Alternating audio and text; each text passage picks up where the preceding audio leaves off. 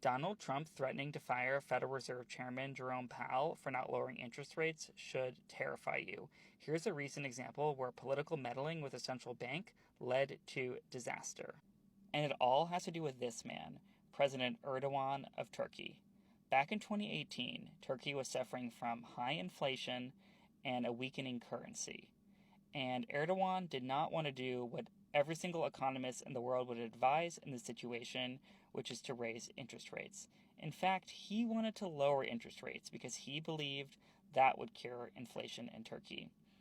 Obviously, at the time, the folks at the Turkish Central Bank were not going to go along with this plan because they knew it was pure madness. So, what did he do? He went ahead and fired one chairman of the Turkish Central Bank, and then 2 years later, another, all because they wouldn't go along with his strategy. Sound familiar, right? Finally, in 2022, he got someone who would do what he wanted, who went ahead and lowered interest rates despite persistent inflation.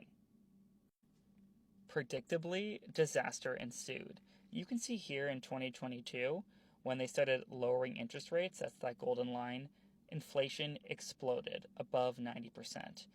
Investors and businesses lost confidence in the independence of the central bank, and essentially they rug pulled Turkey.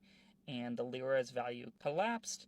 Interest rates continued to fall as the bank doubled down on this strategy, and then finally in mid 2023, they were forced to reverse course. However, the damage was done, and you can see here, even though they've been jacking up Turkey's interest rates, slowing economic growth, they still really haven't been able to get inflation back under control. Now, obviously, the United States is not Turkey.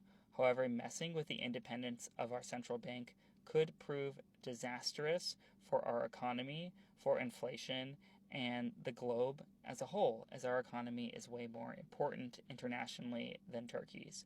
Furthermore, Donald Trump, by threatening the Federal Reserve Chairman to lower interest rates, may have already impacted what the Fed does because they now don't want to be seen as bowing to political pressure, so they may not even be as willing to lower interest rates if it makes them look less independent.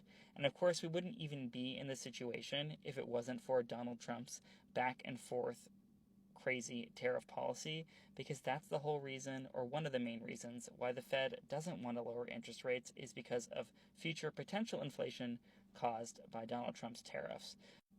If you enjoy this type of content, economic deep dives, tariff analysis, please like and follow for more.